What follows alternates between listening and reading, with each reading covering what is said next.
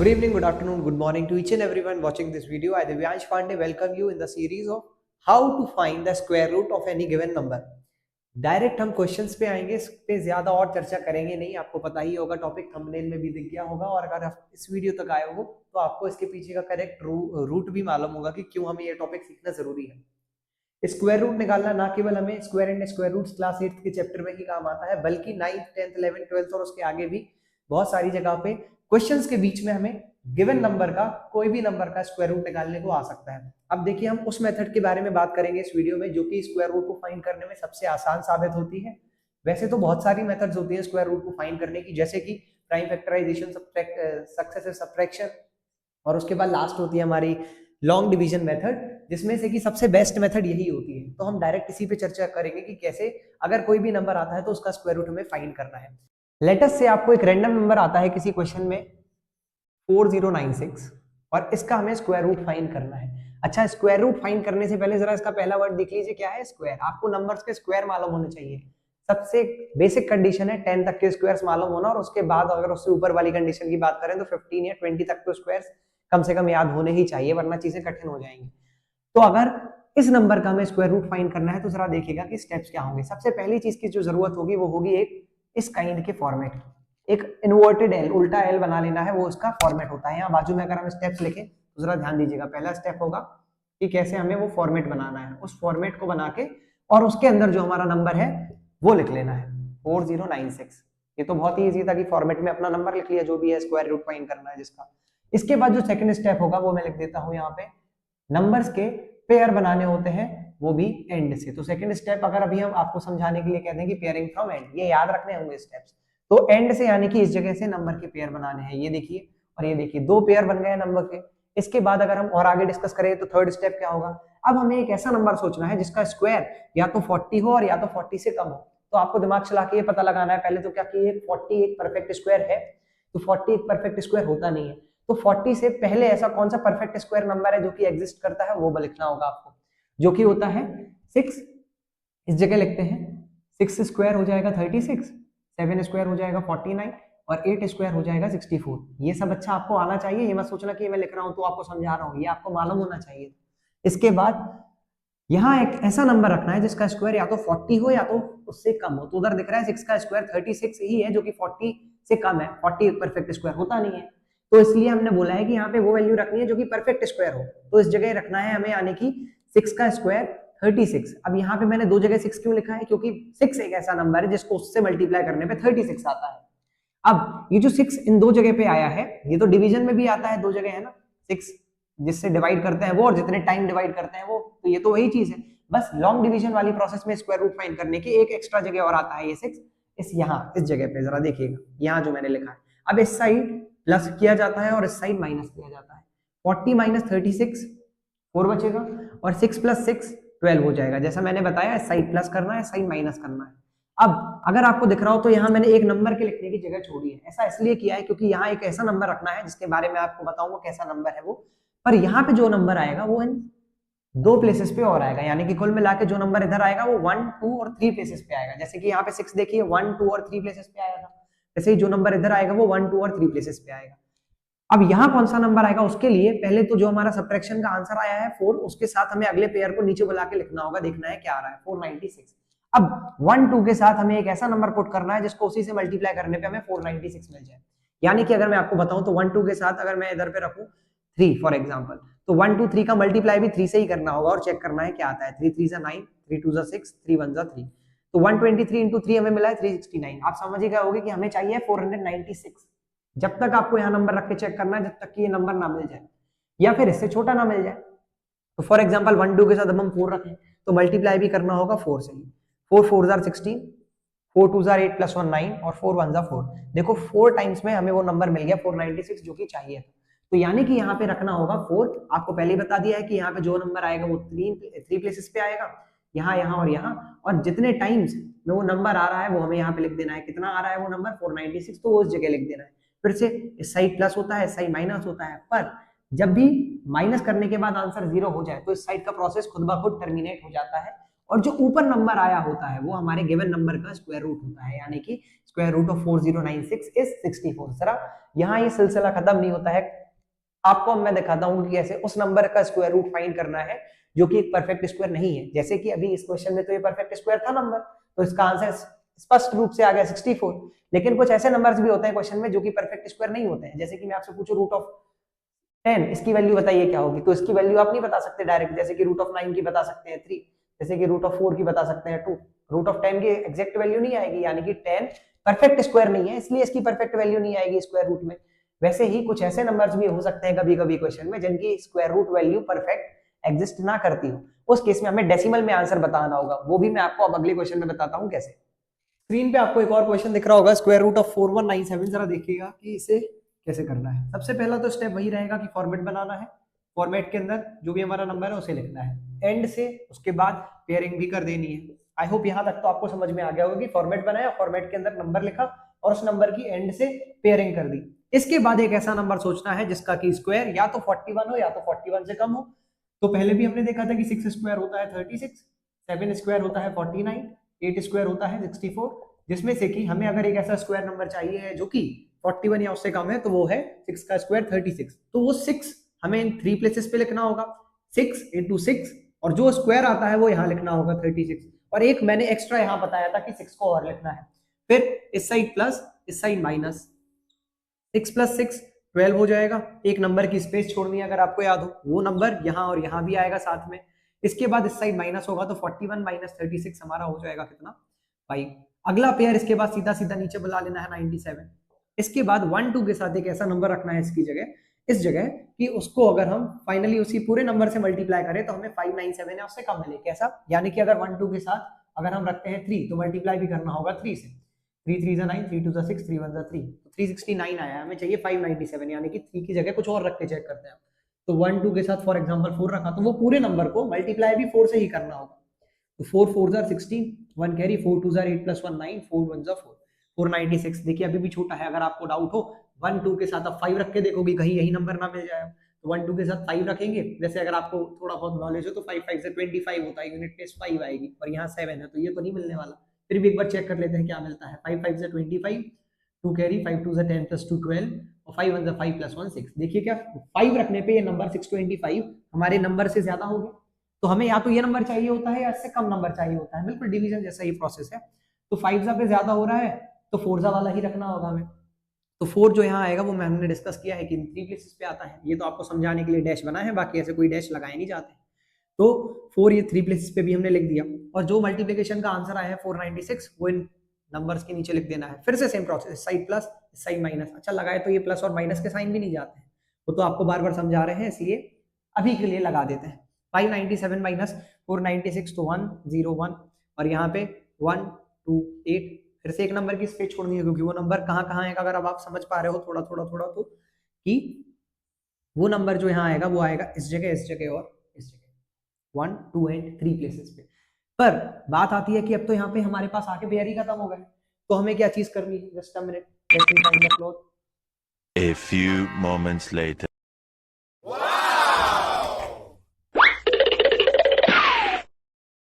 तो अगर नंबर में हमारे पास डिजिट्स खत्म हो जाए तो आपको एक मालूम होनी चाहिए कि डेसिमल के बाद किसी भी नंबर में हम जीरोस कितने भी चाहे एज्यूम कर सकते हैं। उदाहरण, अगर एक नंबर लिखा है फॉर एग्जांपल 21, तो ये नंबर को हम पता है और क्या लिख सकते हैं 21.0 लिख सकते हैं। इसी को हम और क्या लिख सकते हैं 21.00 लिख सकते हैं। कुल मिला के डेसिमल के बाद चाहे तो कितने भी जीरोस हम लगा सकते हैं, उनकी कोई वैल्यू नहीं होती।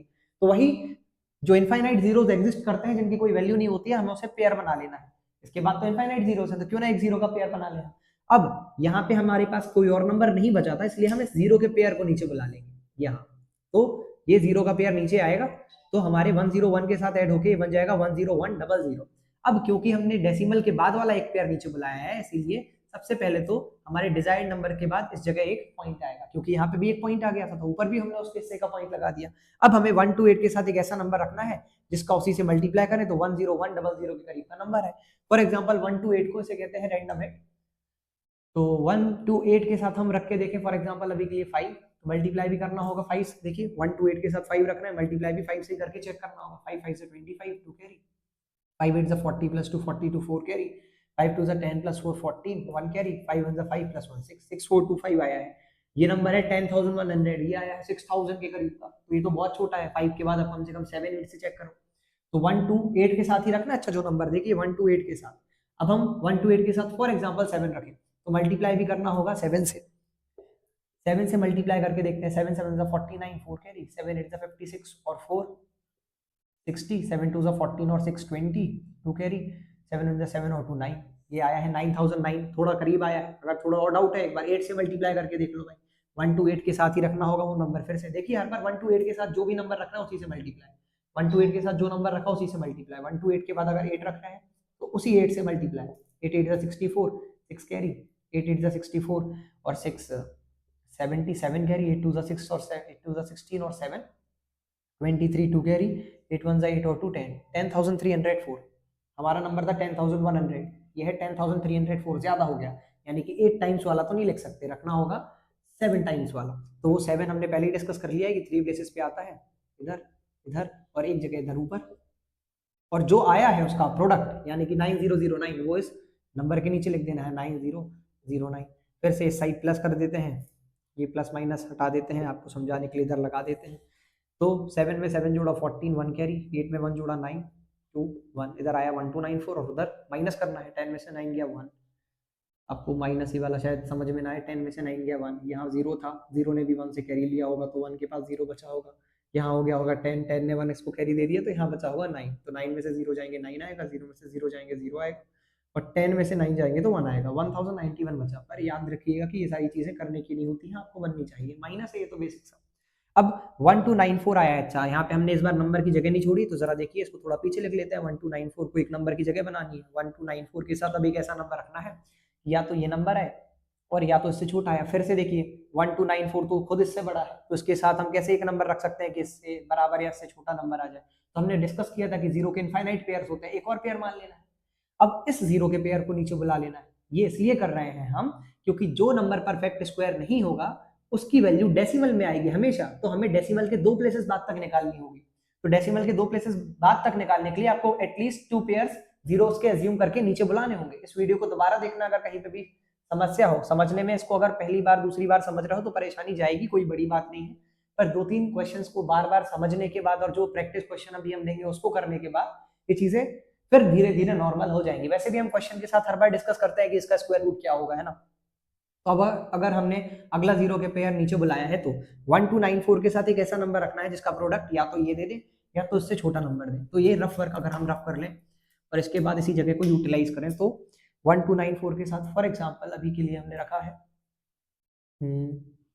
लेट अस से 6, तो मल्टीप्लाई भी करते हैं, 6 6 6 जा 36, 3 कैरी, 6 4 जा 24 प्लस 3 27, 2 कैरी, 6 9 जा 54 प्लस 2 3 6 5 कैरी, 6 2 जा 12 प्लस 5 17 1 कैरी, 6 1 जा 6 प्लस 1 7 77676, यहाँ है, यहाँ नंबर है 1,90,100 और यहाँ आया है 77,000 के करीब, है ना। आपको भी गिनती आनी चाहिए, आपको पढ़ के इसलिए मैंने बताया ये है 1,90,100 और ये है 77,000, तो 1 लाख से तो अभी बहुत दूर है, हम 6 की जगह कुछ और रख के देखते हैं, 1294 के साथ रखना है।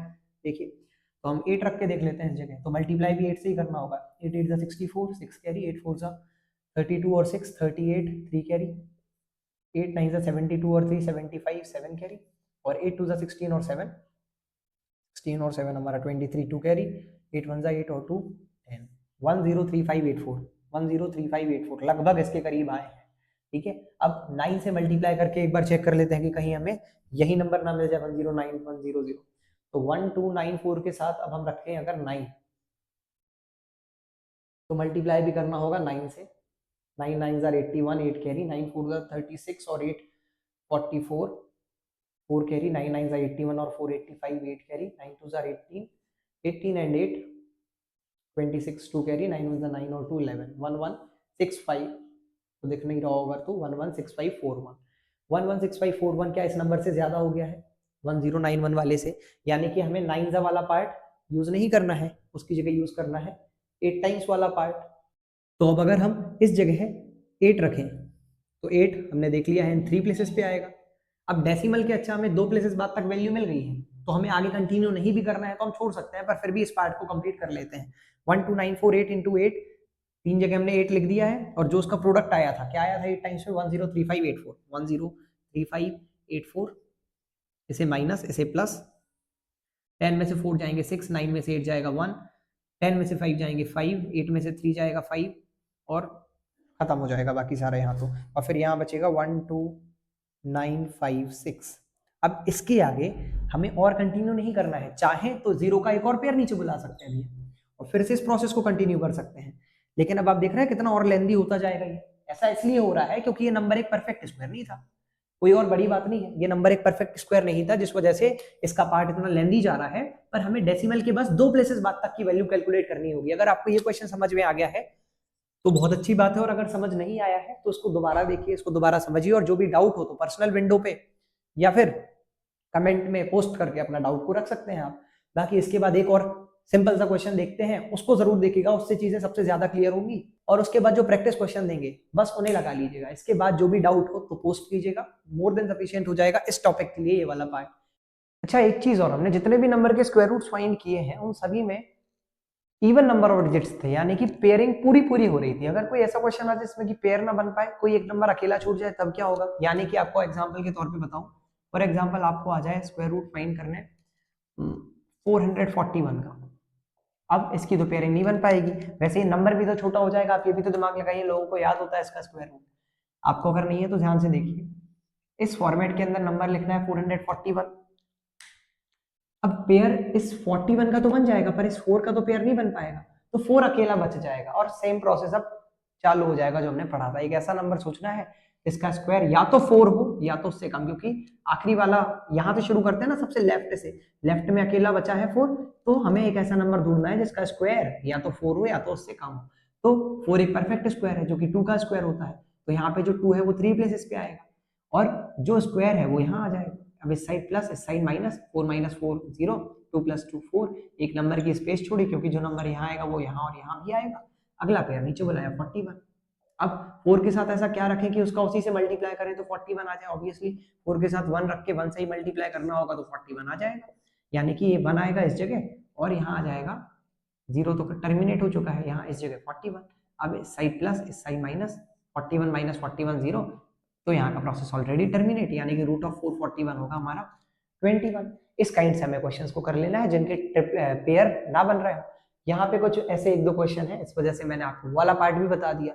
अब square root by long division आपके लिए पूरा होता है अगर आप पे ये 4 पार्ट्स और बन जाते हैं। तो let me know your queries in the comment section and wish you all the best with this video.